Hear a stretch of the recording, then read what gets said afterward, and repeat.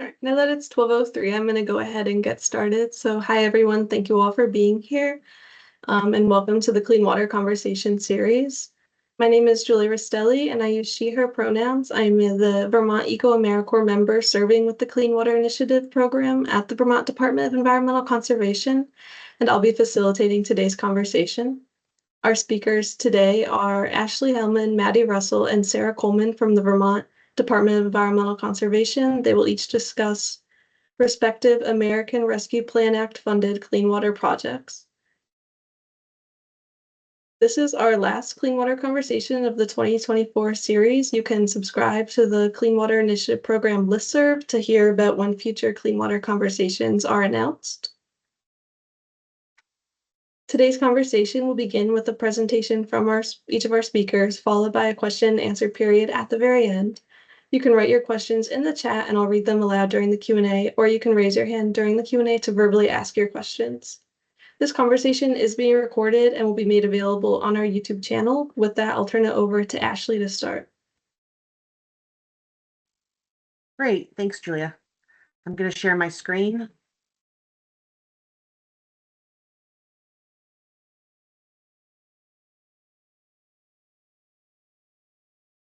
everybody see that?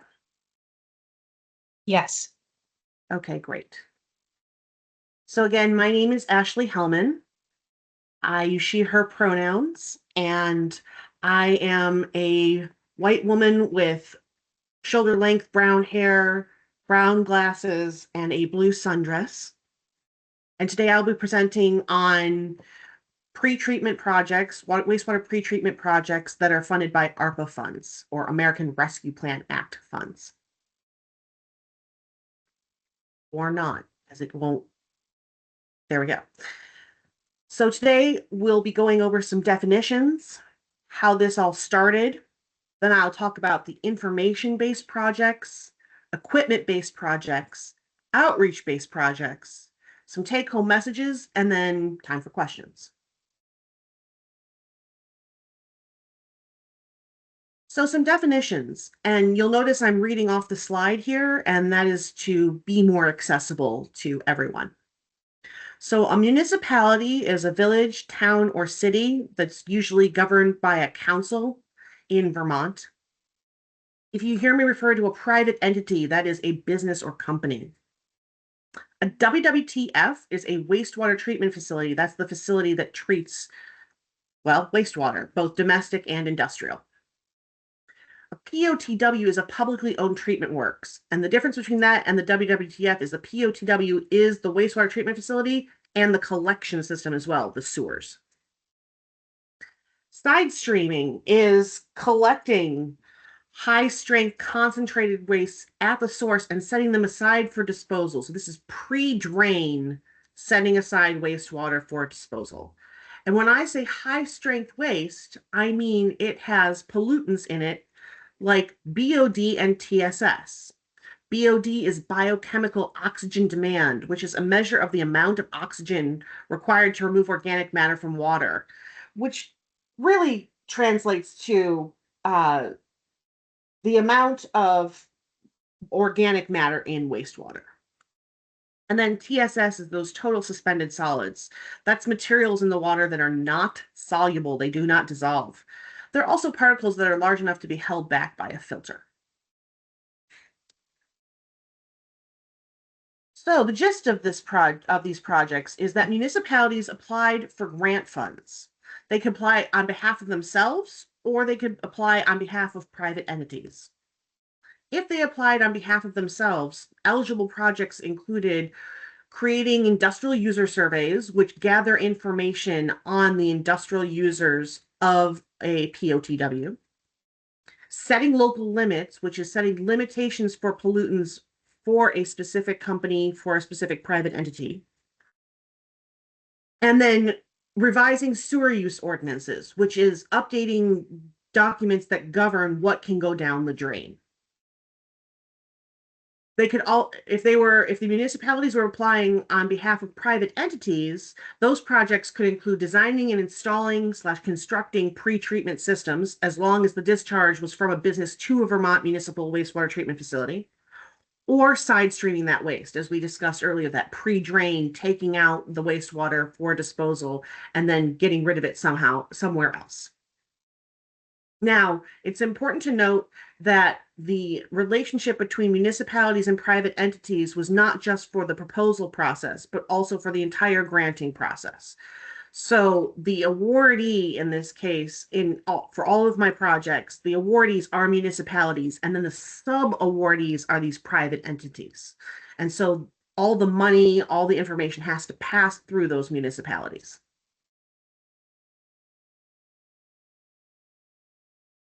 So let's talk about those information-based projects that the municipalities could do. So we have two projects that are around industrial user surveys, local limits, and sewer use ordinances. The City of Burlington and the City of South Burlington are conducting these. Now, this is really to gather information about the industrial users, not the domestic users, so not poop. Industrial users of a municipality's POTW, including significant industrial users who are discharging either significant amounts of pollutants or significant amounts of wastewater, just overall. Setting those local limits, those limitations that apply to industrial facilities, and then revising sewer use ordinances, updating those documents that govern which pollutants and in what quantities may be discharged to a collection system. Now, you may be thinking to yourself, don't wastewater treatment facilities already have information on their industrial users? And the answer is no. No, they do not. And you might be thinking to yourself, wait, if they already have a sewer use ordinance, what's the deal? And the answer is, well, these governing documents haven't been updated since the 1970s and 1980s. And as you may have guessed, technology has progressed since then. And so it really behooves the municipalities to have these updated documents. Beer. People like beer. And one of our projects deals with side streaming waste. And so that project is through Morrisville Water and Light and Rock Art Brewery. And what happens is Rock Art Brewery produces wastewater in the process of producing beer. Instead of putting it down the drain and it going to the municipality, they are pumping out that wastewater, putting it in a tank, hauling it to a farm, and then the farmer is using that wastewater and spent grain from the beer production to feed his animals. This is really great. The municipality wins because it doesn't have to deal with this high-strength wastewater. The company gets to tout how green it is and what it's doing for the community. And the farmer gets food for his animals, specifically cows. Win, win, win. Another project that deals with beer is through the town of Williston and Burlington Beer Company. Now, this is one of our projects that hasn't been signed yet, but I wanted to include it.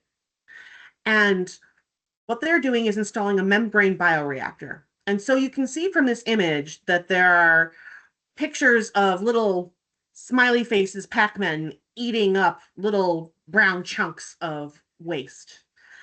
And this is exactly what happens, is in a vat, bacteria, good bacteria, eat up that BOD and TSS that we have, those particles in the wastewater, that organic matter. Then the wastewater passes through a membrane, and what comes out is actually clean water. And when I say clean water, I mean this discharge is cleaner than domestic grade wastewater at this point.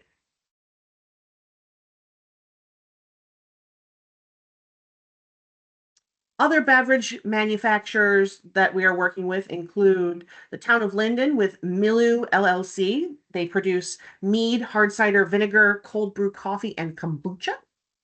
The town of Middlebury and Whistle Pig Whiskey, which produces whiskey, and the town of Stowe and Stowe Cider, which produce hard cider. And a couple of these projects are also not signed quite yet. Now, the town of Linden Milu and the town of Stowe Cider are installing those pre-treatment systems to deal with the high-strength waste. But the town of Middlebury / Whistle Pig is actually putting in a new pH system to address acidic and basic products, wastewater that come out of the distillation of whiskey. And this is great because right now, what's coming down the drain and into the wastewater treatment facility can be highly acidic or highly basic. And that is highly problematic for the bugs, the bacteria in the wastewater treatment facility, and it can knock them out. And the number one rule of wastewater is don't kill the bugs. And so this is a great system to prevent that from happening. So we have some food-based projects with the town of Brattleboro and Commonwealth Dairy, the town of Middlebury and Agrimark Incorporated, you may know them as Cabot Cheese, and the town of Fairfax and Runamuck Maple. And from the photo, you can see to the right, we have an image of a wastewater treatment facility that has received raw product and wastewater that has not been treated, and from a dairy. And you can see that from the picture that the water is no longer transparent or translucent. It is, well, murky. And that is because that is filled with raw cream that has come down the drain, as well as wastewater that is untreated. We want to avoid that. And so these projects all deal with attacking that BOD and that TSS, that high strength waste, to again produce cleaner wastewater that comes out to go to the wastewater treatment facilities. Coming off of food and beverage, we also have some metals-based projects that we're dealing with. The town of Randolph is partnering with New England Precision Incorporated to address copper, lead, chromium, nickel, and zinc. The city of Burlington is partnering with Edlin Company to replace a clarifier tank, an aging tank that they have, to deal with the metals I've listed below. And the city of Virgins and Collins Aerospace are installing a double reverse osmosis system and evaporator to deal with the metals below. And the most exciting part about that is that with the double reverse osmosis system and evaporator installed, they won't be discharging wastewater at all to the wastewater treatment facility. Instead, all of their water and wastewater will continuously cycle through their system, and anything that is total waste gets evaporated, which is excellent. From the photo to the right, you can see the bubbling up of a dissolved air flotation unit. That DAF unit is what the town of Randolph will be installing. And that helps the metals to coalesce at the bottom of the tank and then be skimmed off. Now, you may be asking yourself, metals, is that really a big deal? And so for the town of Randolph, for instance, and New England Precision is currently producing 90% of the capacity for metals treatment at the wastewater treatment facility. 90%. So by addressing this at the New England Precision's premises, pre-treatment, pre the wastewater treatment facility, it allows more businesses and more houses to be built in Randolph and more people to move in, and really supports the community. Another project, equipment-based project, is with the city of Montpelier and New England Waste Services of Vermont. You might also know them as Casella. They are reducing per and polyfluoral substances in their leachate, also known as PFAS. Leachate is the water that collects in a landfill and is then pumped out and hauled to a wastewater treatment facility, in this case, the city of Montpelier's wastewater treatment facility. What this project will enable is for the company to install a foam fractionation unit, whereby the wastewater, the leachate, comes in, then it's highly concentrated with the PFAS into a foam, and then that foam is taken out and mixed with cement to form cement blocks that inertize the PFAS, and then those cement blocks are put back into the landfill.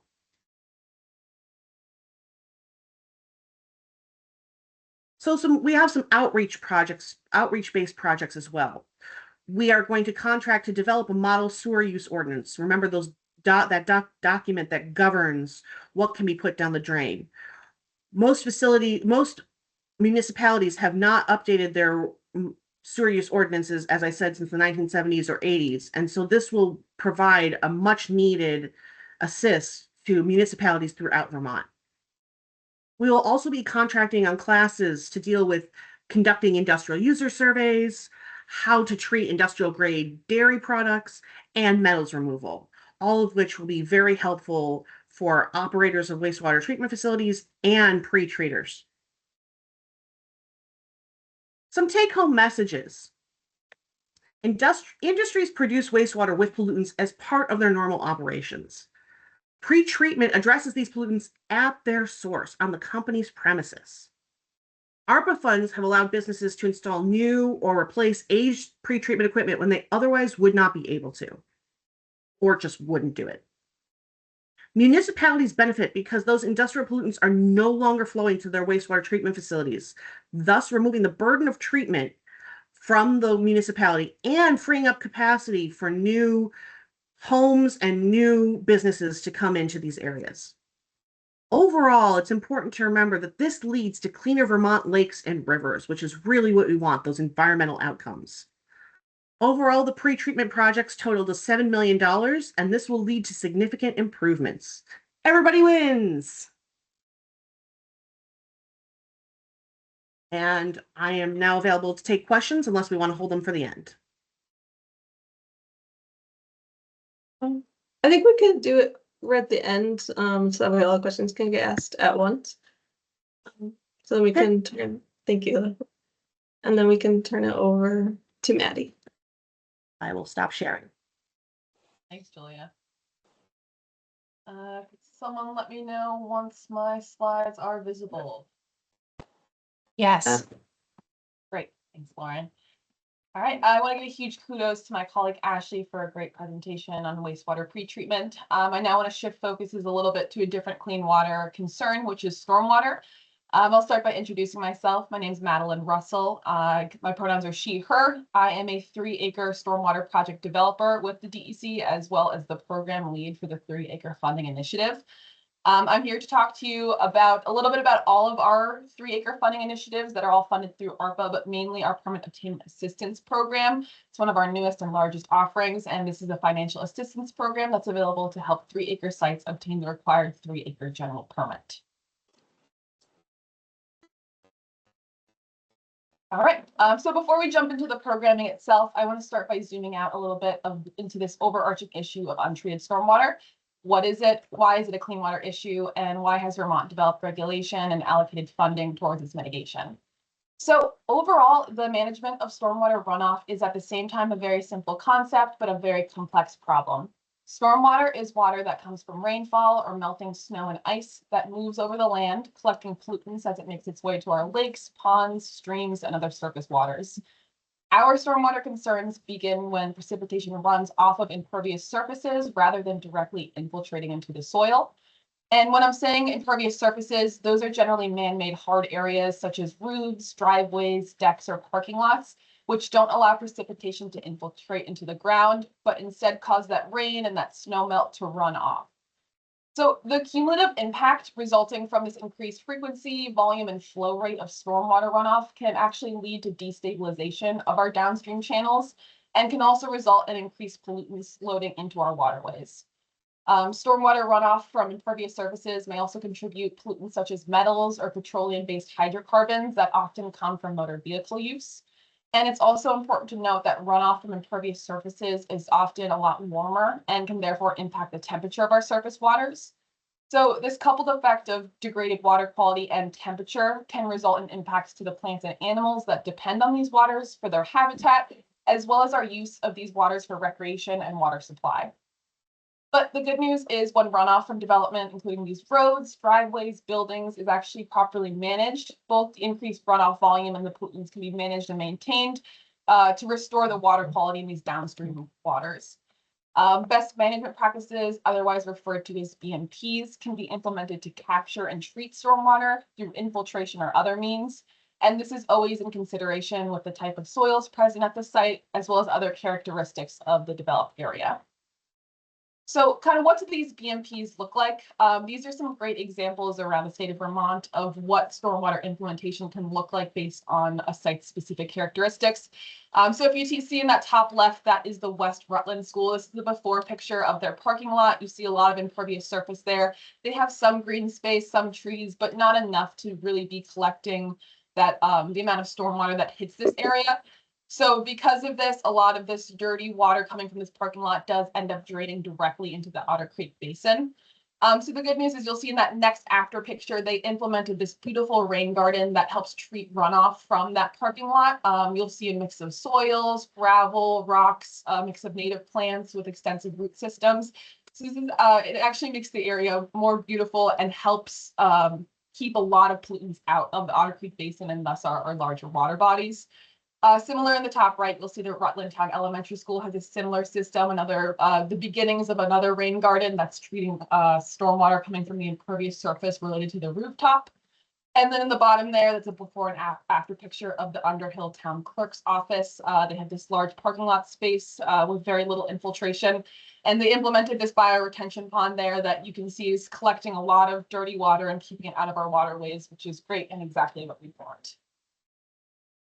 So now that we know a little bit about this big issue of untreated stormwater, I want to jump into what Vermont is doing to address it. So starting with the big picture, Act 64, signed into law of June of 2015, took a significant step towards ensuring clean water for Vermont by addressing phosphorus pollution across all of its sectors.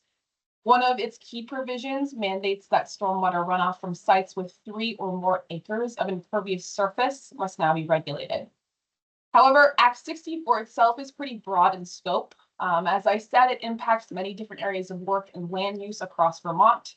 So it really laid the foundation, but the real details, or what we call the rulemaking, required the Agency of Natural Resources, Department of Environmental Conservation to dig a little bit deeper. So when we talk about the rule, we're referring to the detailed framework that was crafted by the DEC Stormwater Program in response to Act 64. The rule is a comprehensive set of regulations that guide how the act is ultimately implemented. So while the act introduces the idea, the rule fills in the specifics, making it more practicable for our stakeholders that are affected by it. So what does this mean for sites that are falling under this 3-acre rule? Well, it necessitates compliance. For those with 3 or more acres of impervious surfaces and not already permitted under 2002 standards, obtaining coverage under General Permit 39050, also known as the 3-acre permit, was a requirement by 2023, and then treatment construction becomes mandatory by 2028. So from there, building out that rule, the DEC Stormwater Program then used GIS map data of impervious surfaces throughout Vermont from 2019 and 2020 to then identify sites with 3 or more acres of impervious in the Lake Champlain, Lake Memphremagog, and other stormwater impaired watersheds. And those sites were then informed of their regulatory status and asked to commence with compliance work. So we understand this problem of untreated stormwater.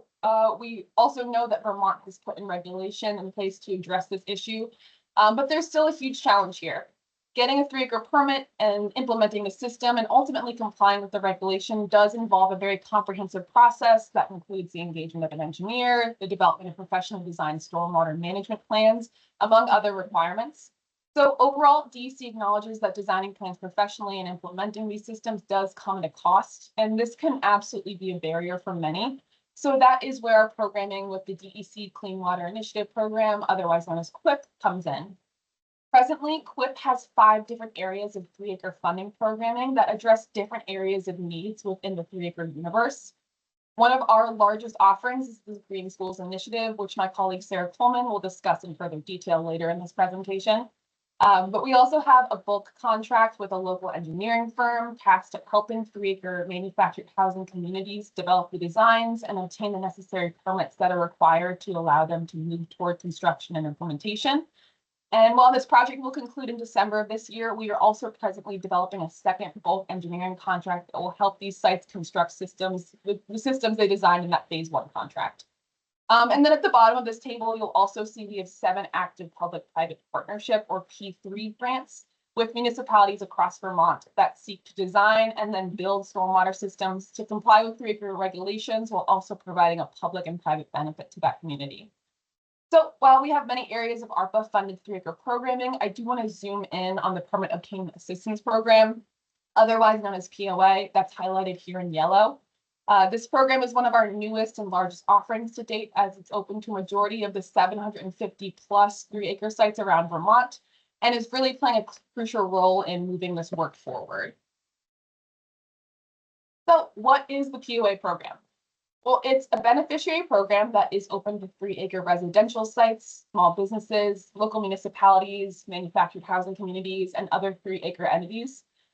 Through this program, eligible 3-acre sites can receive the financial backing they need to initiate the permit obtainment process, otherwise known as the phase 1 of these projects. Sites that seek to engage with an engineer and then obtain the required necessary permit to implement a stormwater system can receive an award of up to $49,999 to help cover the engineering and permit review expenses that come along with that process. The program also offers flexible award pathways that give sites the option to either receive a one-time reimbursement for the costs they incur getting their permit, operating similar to a rebate. But if they're not able to shoulder the financial burden until the project is completed, they may also invoice the program throughout to allow for cash flow. Overall, POA is a fairly unique program from our other offerings, as it's a beneficiary program which allows applicants a lot more flexibility than you usually get with your conventional grants or contracts. This program also has a very large and diverse audience with broad eligibility criteria, and applicants also have a lot of flexibility in how they spend down their allocated award. So overall, the program, the goal of this funding program is to aid as many sites as possible secure their 3-acre general permit by the end of the ARPA date. So yeah, as with all American Rescue Plan Act funded programs, we do have to abide by strict timelines that accompany this funding. Per ARPA guidelines, all of this funding must be encumbered into an agreement by the end of 2024, and the money must be spent with the projects completed by September of 2026. For the purposes of someone operating within this program, that means they'll need to apply to the program by September 1st of this year, and their permit must be authorized before the end of August 2026. This has definitely been a challenge with all of our programming when considering the phasing of these projects with these strict timelines, but so far a lot of these projects are trending well and are on schedule. Overall, the program has received a lot of interest with 127 applications received so far, 114 awards issued, and over $6 million in ARPA funding currently allocated. But for everyone on this call, the deadline for applications is coming up soon. So if you do know anyone who may be a stakeholder in a 3-acre site, definitely let them know to apply as soon as possible. So just some key takeaways I want to make sure everyone walks away from the presentation with. Number one, Act 64 of 2015 sparked the development of this 3-acre rule and more rigorous stormwater implementation regulation. And it sparked the identification of many 3-acre sites around Vermont who are now poised to comply with this regulation. Next, QIP administers multiple areas of 3-acre funding programming to financially assist folks that are subject to this regulation, comply with it, as it is a really helpful tool in our clean water goals within Vermont. Within the POA program, up to $49,999 per site in funding is now available for most 3-acre sites in the Lake Champlain, Lake Magog, and other stormwater impaired basins. This funding is available for design and permitting costs for 3-acre sites pursuing the 3-acre permit authorization, and applicants are strongly encouraged to apply before September 1st. So if anyone in your network might be related to this work, definitely let them know. And overall, we have a great set of staff in this program that's super helpful in making sure this process runs as smoothly as possible. So if anyone has any questions, please feel free to reach out to us. Otherwise, that's all for me. I may hand it over back to you, Julia. Great, thanks so much. Sarah, if you're ready, you can go ahead and share your slides. Great, thank you.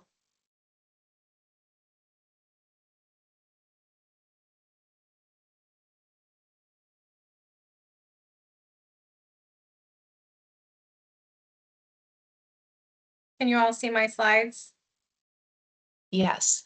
Great, Yes. thanks. So good afternoon. I'm excited to be here. My name's Sarah Coleman. I use she, her pronouns, and I am the Vermont coordinator to the Lake Champlain Basin Program and also the project manager for the Green Schools Initiative. So thank you for this opportunity to be here with you today. I am going to start with briefly giving the broader context for this initiative and a general overview of the program design. I will give an update on the initiative's progress to date.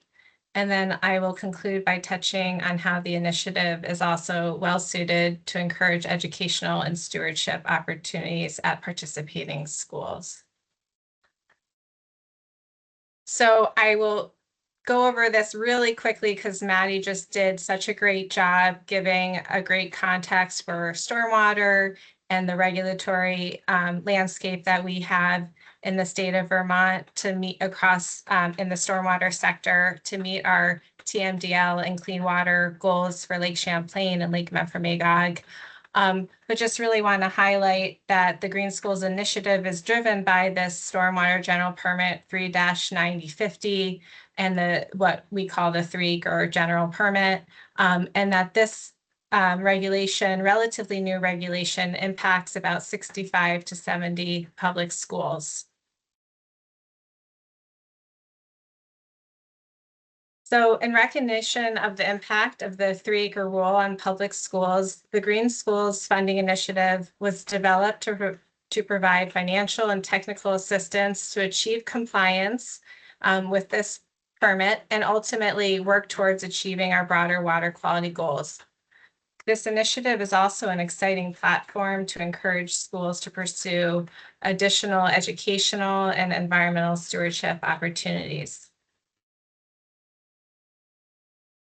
So there are several funding sources contributing to this multi-year initiative of almost $30 million, with the ARPA and the Lake Champlain Basin Program TMDL implementation EPA dollars being the largest contributors.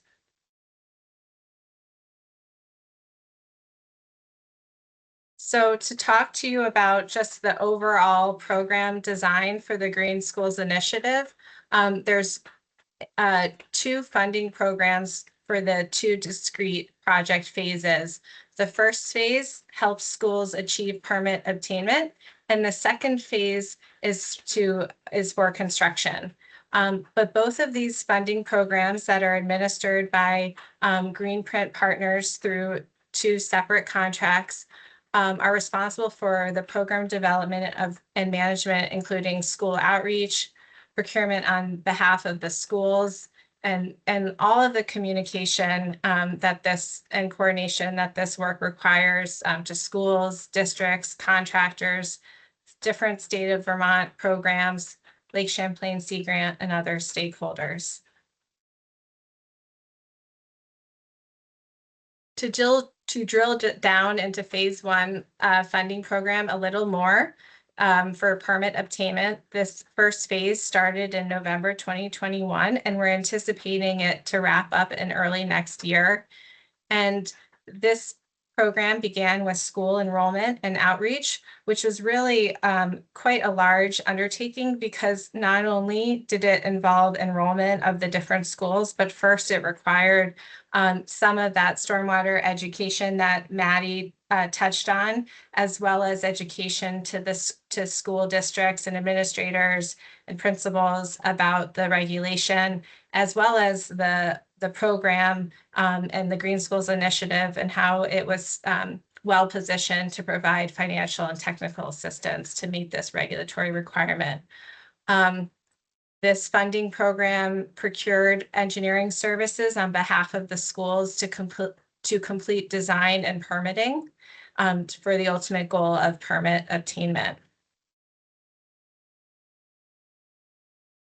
So for a update on our progress for phase 1, engineering services for over 60 schools have been contracted. Every school that was interested in participating in the Green Schools Initiative phase 1 was able to do so and receive that assistance that they needed. And to date, we have 38 schools that have completed, that have permit authorization, and about a dozen more are waiting review and approval. And then there's a handful of schools that are still navigating the final design and process, as well as that administrative coordination that's needed before submitting their NOI. But the goal is to have permitting complete in the next 6 months or so. The second funding program of the Green Schools Initiative is to manage the stormwater implementation, that construction on behalf of the schools after permit obtainment. And phase 2 started late last summer, and again includes that school enrollment and outreach. This time we had a lot of momentum from that first phase. Schools and districts were familiar with the overall program design, and Greenprint Partners, who is also managing the second contract for construction. And so that enrollment and outreach phase really included data collection on the status of schools in terms of where they are in the permit process, and their specific facilities and campus logistics in terms of when that might mean they would be ready for construction. This funding program oversees the selection of schools for the upcoming respective construction seasons, procuring construction services on behalf of schools, and managing those projects across multiple seasons that are under 2024 that's underway and upcoming. And then also ensuring that schools meet the 10% leverage funds requirement. And so for the first phase, schools were able to receive 100% financial assistance for permit obtainment. But for the second phase for construction, schools have to meet a 10% leverage funds requirement, 10% of that construction cost for their school. And I'll touch on that a little bit more later in the presentation. And to update you on the current status of phase 2, we have 7 schools that have construction planned underway currently this summer, 2024. And the first set of bids for 2025 construction are anticipated to go out late fall this year. The goal, again, is to complete construction for as many schools as possible, and we anticipate construction through 2026.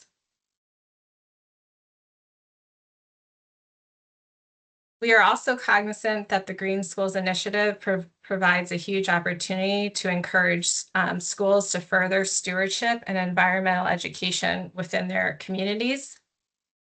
And one of the ways that we are making this connection with the Green Schools Initiative is through our partnership with Lake Champlain Sea Grant.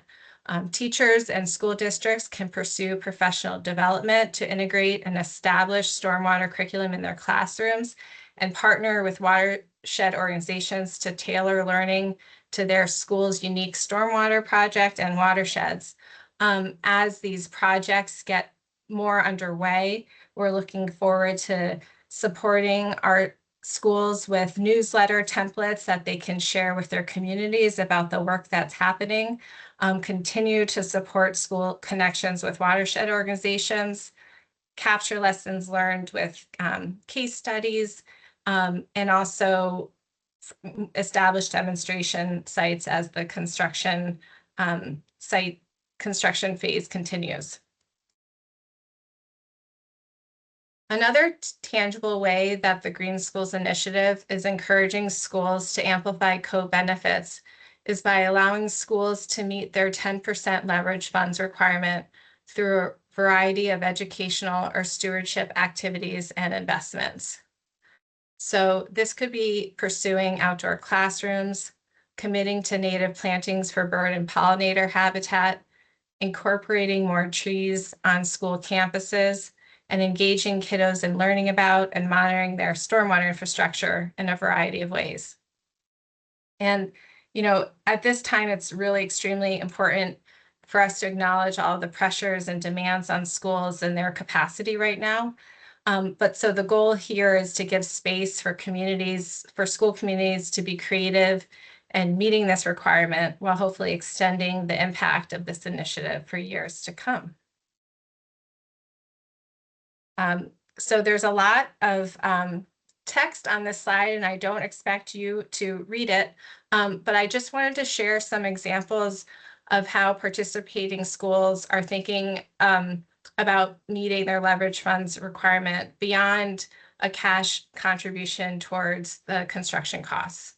So one example is their schools are talking about training maintenance staff to be better trained in water and environmentally friendly maintenance practices. Another is using a land stewardship community for the school district's campus to identify and develop leverage fund projects.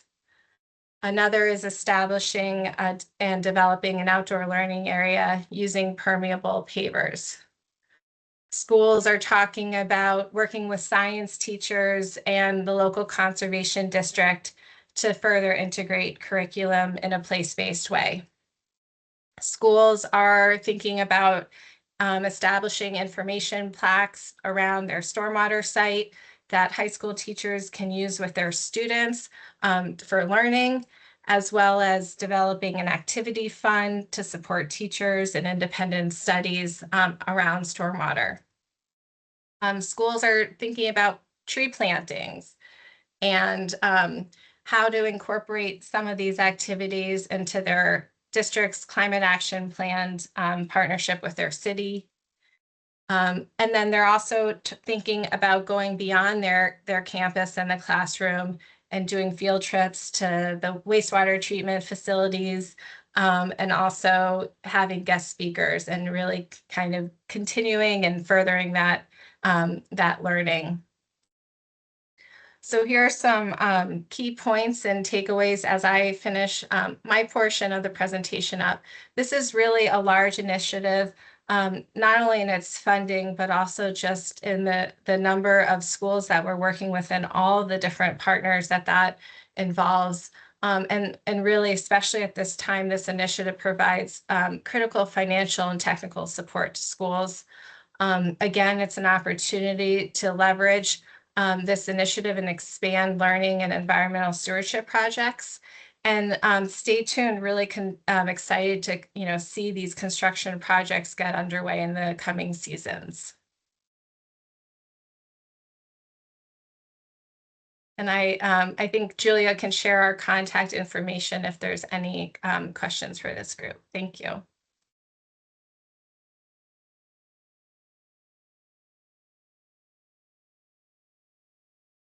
Great. Yeah, thank you, Sarah, and thank you everyone for presenting today. Yeah, I can share contact information in a follow-up email that I'll be sending after today's presentation. And so we have time now for any questions that anybody has. There's one in the chat that I can read now, which is there funding available for meeting stormwater permit requirements on sites less than 3 acres?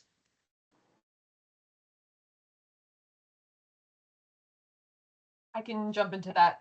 So within our own program, all of our ARPA funding is officially allocated towards 3-acre specific regulatory compliance. For folks under the 3-acre threshold, we will usually direct them to the Clean Water SRF Fund. They also have some money there, including low interest, no interest loans, as well as some subsidy or loan forgiveness. So that's definitely a good first step for folks within that area.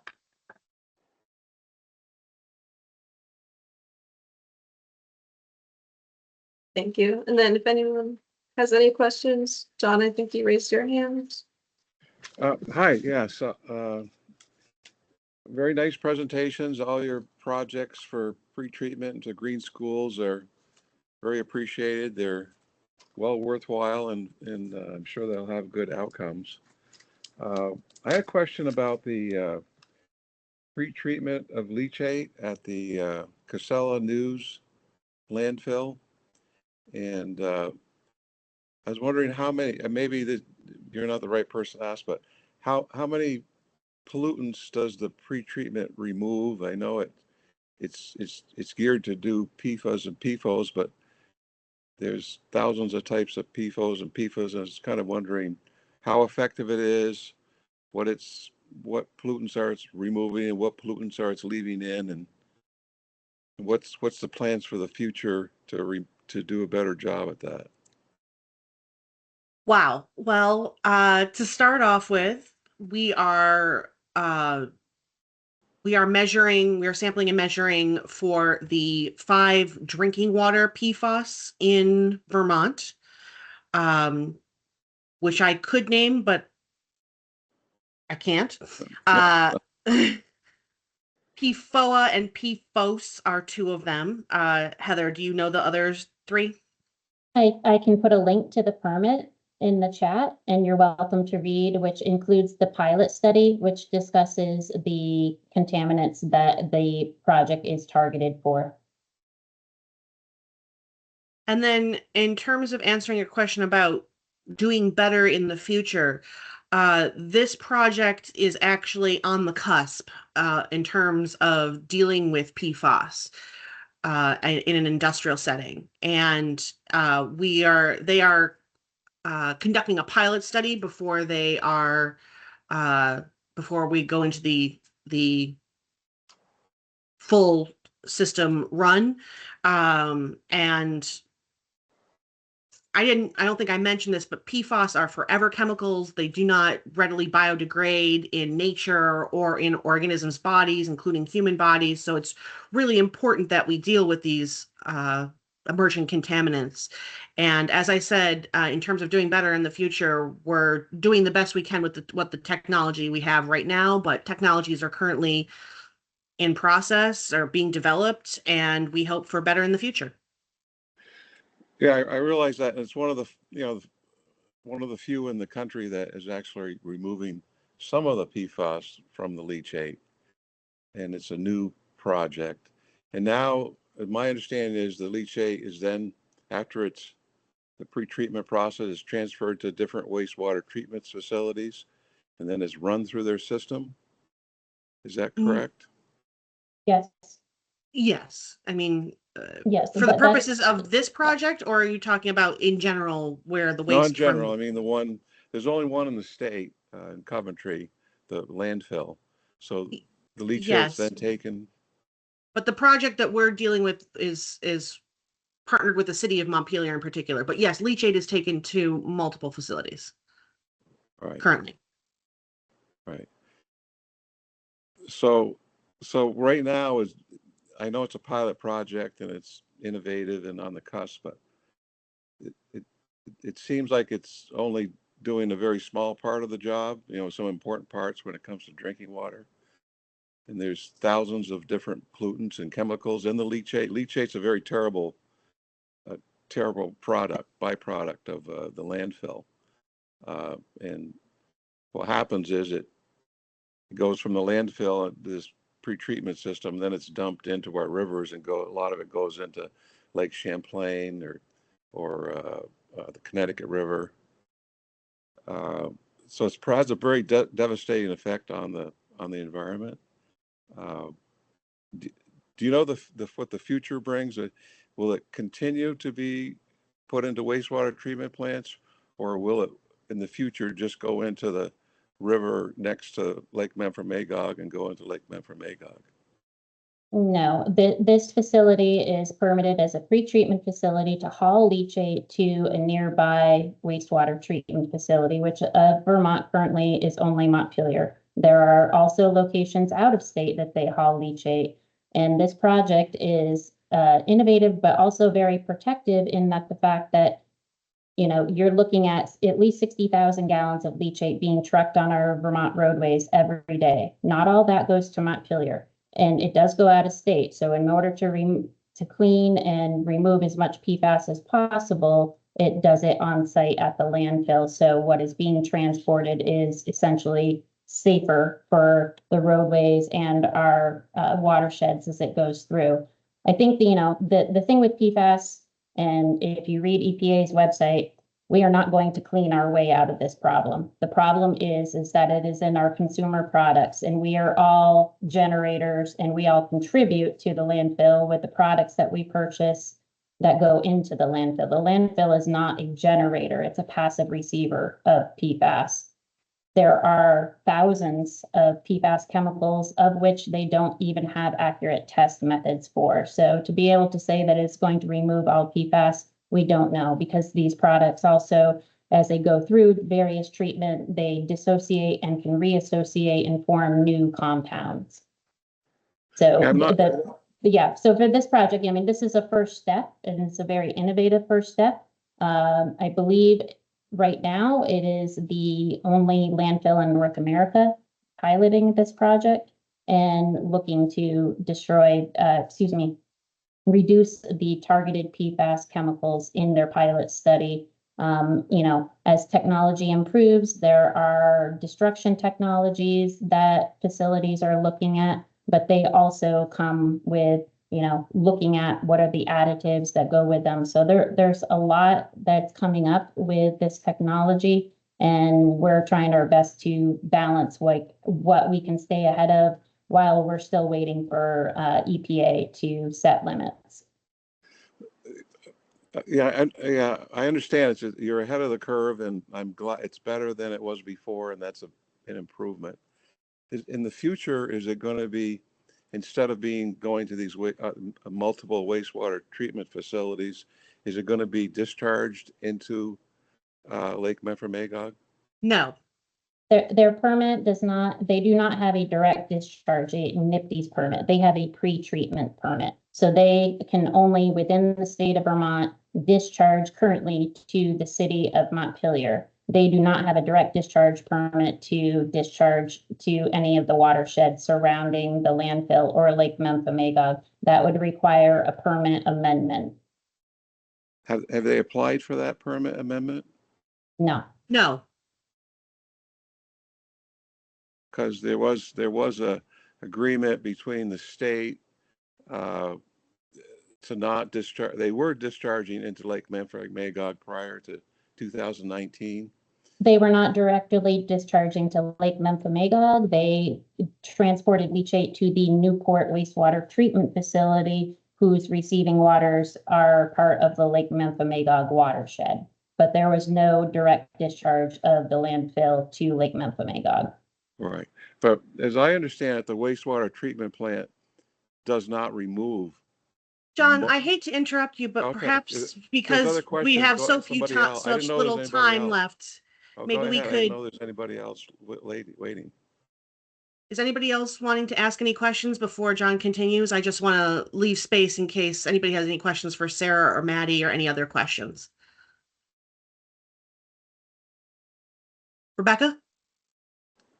Hi there. Thanks for these presentations. They were great. And one question I put in the chat was whether or not you'd be sharing the slides. And also, I'm from Senator Welch's office, so I'm curious if you have, and maybe you said this at the beginning because I joined a few minutes late, but do you have a summary of all of the different ARPA investments that were made for the clean water compliance? Just trying to get a bigger sense on the total amount of monies that were put into the different projects. Rebecca, those were issued as press releases, and we have those on our website, and I'm happy to drop that in the chat for you so you can see the 2 rounds and the awardees. Awesome. Great. Thank you. There's also the QIP report, the Clean Water Initiative Program. Sorry. The QIP report comes out every year, and that has information about the different ARPA projects within it. Perfect. Thank you. Sure. Thanks, Ashley, for mentioning that, and I'll drop it in the chat for everyone to access.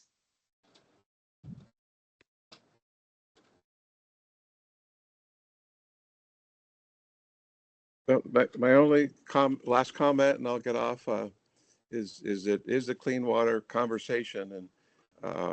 And I went to the meeting last week, and there's not much time for the conversation part. So in the future, just my only suggestion is there a little more time for questions and answers. But thank you for your presentation. It was great. A lot of good things.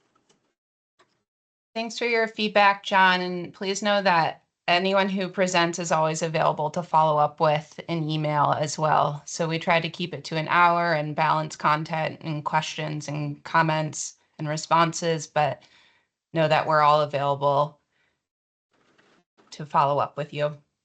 Okay, too. thank you. Sure. Thank you very much. Looks like there's another question in the chat. For the 3-acre program, when should we expect to hear who was awarded the contract to help get the construction funds out? Yeah, I can take that one. So we're definitely in the preliminary stages of that contract, working with the selected vendor to get a contract off the ground. I would suspect that sites will probably be hearing from us sometime this fall for that project. I think we're referring to it.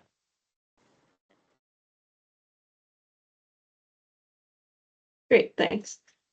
And then unless anyone has any other questions, let's give it a moment and then we can just wrap up.